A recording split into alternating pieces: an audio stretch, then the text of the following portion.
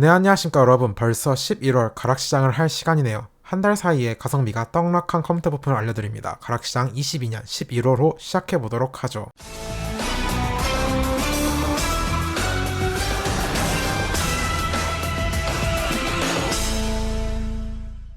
가격 정보 데이터는 가격 비교 사이트 에누리에서 제공받았습니다. 이번 달은 진짜 간만에 기쁜 마음으로 가락시장을 찍습니다. 왜냐? 환율이 며칠 사이에 급락, 폭포스 컵으로 떨어졌어요.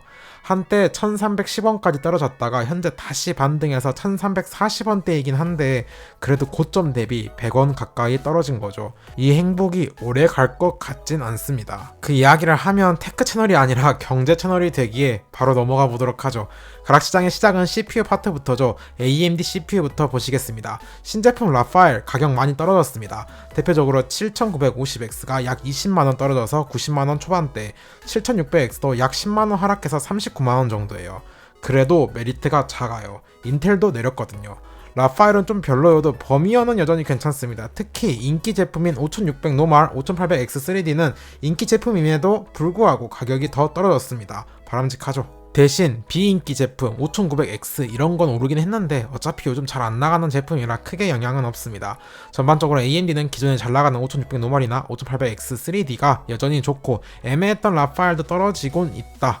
걔는 근데 문제가 다른 건데. 다음 인텔 CPU입니다. 신제품 13세대부터 보죠. 13세대도 전부 다 가격이 떨어졌어요. 대표적으로 13900K, 한때 초기 물량 이슈, 정확히는 수율 뽑기로 인한 사재기라 보는 게 맞는 표현일 것 같은데 어쨌든 130만원까지 올랐다가 현재 84만원으로 떨어졌습니다. 물량도 충분하고요. 다른 걸 봐도 비슷합니다. 13700K도 약 20만원 내려갔어요. 전반적으로 13세대 역시 가격이 다 내려갔어요. 12세대 역시 고점을 찍고 내려오는 추세입니다. 가장 인기가 많은 12400F가 지난달 27만원에서 현재 24만원으로 3만원 정도 내렸습니다. 근데 아직도 가격이 좀 비싸다는 느낌이 있죠. 경쟁 제품인 5600 노멀이 워낙 저렴하다 보니까요. 전반적으로 CPU 파트 이번 달 가격 매우 좋습니다. 원래 약간 내리던 추세에 환율이 악셀을 밟아줬네요. 다음 메인보드로 넘어가시죠. 인텔 CPU용 보드부터 보시겠습니다. 인텔 보드는 공통점이 있습니다. 바로 D5 보드 인기가 엄청나요. 에이수스의 프라임 Z790P CSM 코인 유통이 현재 물량이 말랐습니다. 판매처 수가 매우 적죠. 같은 보드 D4 버전은 반면 물량이 널널해요. 가격도 7만원 정도 내려왔고요. 특히 Z790 터프 D4는 요 며칠 사이에 10만원을 인하했습니다. 아무래도 이번 세대 터프 보드가 전작 Z690 대비 전원부도 너프 먹고 가격은 너무 올라서 외면받기에 그런 것 같습니다. Z690도 D5 보드 물량이 없어요. 기가바이트 Z690 어로셀리트 PCD 유통이 31만원에서 38만원으로 올랐고 물량도 상당히 없습니다. 어로스 프로보드도 비슷해요. 심지어 물량은 훨씬 더 없네요. 이런 추세가 B660에서도 유지돼요. 가성비 인기보드 MSI의 MAG B660M 박격포도 전달 대비 5만원이 올랐습니다. 역시 물량이 없죠. D4, D5 선호도 차이가 명확한 점이 신기하네요. 아무래도 램 값이 싸진 게 크겠죠. AMD용 보드로 넘어가시죠. 라파엘은 확실히 가격이 내렸는데 보드는 내리다 올리다 반복, 결국 별 변화가 없습니다. X670부터 보시죠. 에즈락의 X670이 PG 라이트닝 에즈윈 유통이 이번 달 최저가 45만원을 찍고 현재 오히려 47만원입니다. B650도 비슷해요. 에즈락의 B650M PG 립타이드 에즈윈 유통이 11월 최저가 28만원에서 조금 오른 29만원입니다. 결국 라파엘의 발목을 잡는 가장 큰 원인이 양심 가출한 메인보드 가격인데 이게 해결되지 않으니 문제네요. 아마 차후에 3D V캐시 버전 때문에 보드 가격을 내리지 않은 것 같습니다. 근데 3D가 잘 나와도 보드 가격이 이러면 AM4 보드는 끝물이다 보니 물량 이슈가 현격해 보입니다. X570 에이수스의 로그, 크로스에어, 다크히어로 아이보라 유통이 최저가 기준 10만원 인상, 실질 물량은 거의 없습니다. B550은 조금 상황이 괜찮은데요. 에이수스 터프 게이밍 B550M 플러스 SD컴 유통 제품이 약 만원 정도 인상되었습니다. 반면 B450은 추가 수입이 거의 없어 보입니다. 인기 보드는 아예 물량이 없어요. 램으로 넘어가시죠. DDR5부터 보시겠습니다. 삼성 시금치 4800 16기가는 여전히 쭉 아름답게 가격이 빠지고 있습니다. 아주 이상적으로 매달 조금씩 내려오고 있어요. 한 달 사이에 약 15,000원 정도 내렸네요. 이제 DDR5 비싸단 소리가 안 나오는 가격이죠. 하이닉스 시금치 역시 12만원을 유지 중이에요. 다만 지금 하이닉스 그냥 시금치는 비추. 왜냐면 하이닉스 램을 가시는 분이면 이제 오버클럭 때문이잖아요. 그냥 하이닉스 시금치는 M다이 걸릴 확률이 상당히 높습니다. 근데 이제 오버클럭이 좋은 A다이 선별을 따로 팔아요. 가격도 별 차이 안 납니다. 심지어 5600이 기본 클럭인 PMIC 언락 버전도 최근에 국내에 들어왔고, 클레브 흥미형 램도 A다이 고클럭 버전 정발을 예고했기에 이제는 굳이 하닉 M다이를 새로 살 이유가 많이 적죠. 튜닝 램은 떨어지고 있긴 한데 아직도 비싸요. 그래도 이젠 인기 없는 클럭 램타 버전은 많이 싸지긴 했습니다. 튜닝 램은 지금 직구가 워낙 싸고 곧 불프 기간이라 AS다 뭐다 해도 직구로 사는 게 훨씬 경제적으로 보입니다. 특히 11 아마존이라는 편한 사이트가 생겼기에 직구에 대한 부담도 매우 줄었죠. 쿠폰도 잘 퍼주고. DDR4로 넘어오시면 여기도 역시 가격이 좋습니다. 삼성 시금치 쭉 빠지고 있고 튜닝 램도 떨어진 가격 유지 중입니다. 이제 저장 장치 보시죠. SSD는 요 몇 달 가격을 유지해주고 있죠. 11월 역시 별 변화 없습니다. SK 하이닉스 제품 몇 개만 조금 올랐어요.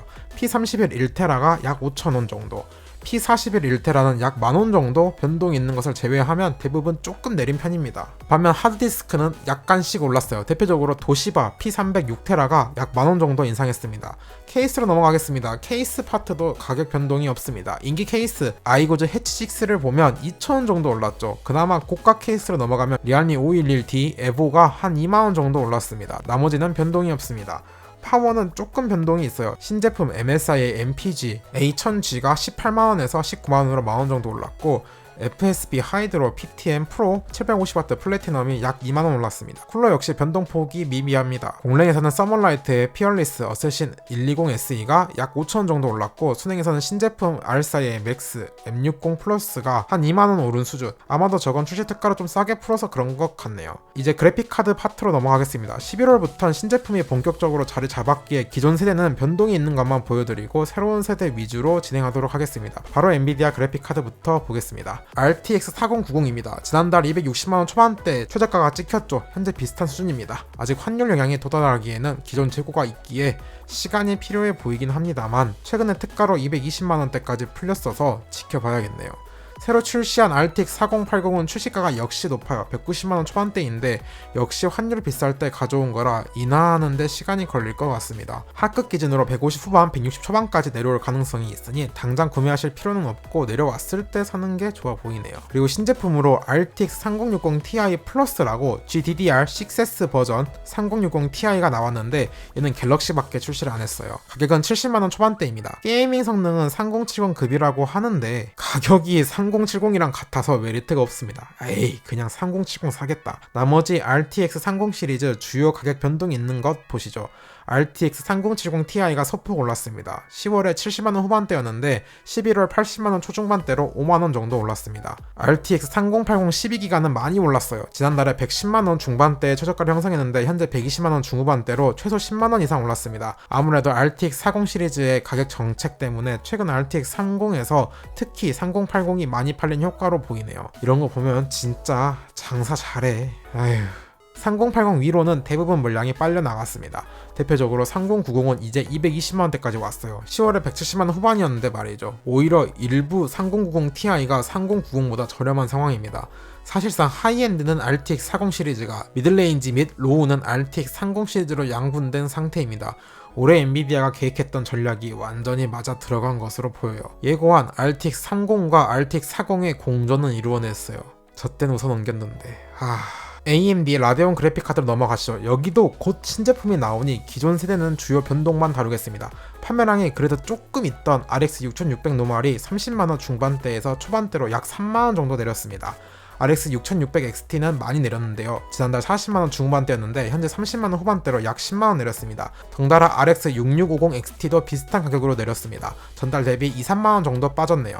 RX 6700 XT도 많이 빠졌어요. 최저가 기준으로만 보면 50만원 중반대에서 40만원 후반대까지 내렸습니다. 다만 물량이 많지 않아서 가격 편차가 큰 편입니다. 나머지 라인업은 물량 자체가 거의 없네요. 인텔 그래픽카드도 봐야겠죠. A750, A770 둘 다 전달 대비 약 3, 4만원 정도 빠졌습니다. 11월은 전반적으로 환율 낮아진 것이 빠르게 영향을 줘서 가격이 좋은 달이었습니다. 이 추세가 유지되었으면 하는 마음입니다. 자, 오늘 영상도 도움이 되셨다면 구독과 좋아요 눌러주시고 우린 또 다음 영상에서 만나도록 하죠. 안녕.